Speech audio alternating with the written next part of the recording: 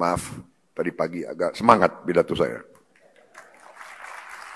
Tingkat pengangguran turun menjadi 4,76% di Februari 2025 dari 4,82% tahun lalu.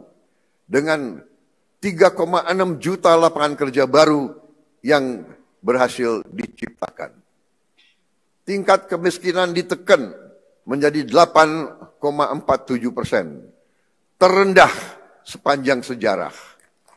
Pemerintah bekerja keras agar inflasi tetap rendah di kisaran 2,4%. Sehingga menjaga daya beli rakyat, terutama masyarakat yang tidak mampu.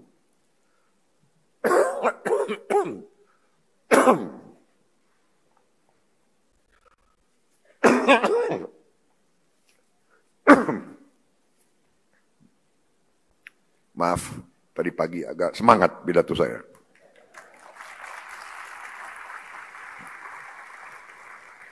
Inilah bukti nyata.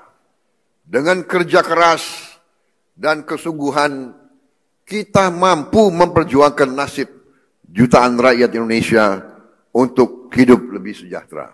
Download Tribun X sekarang, menghadirkan lokal menjadi Indonesia.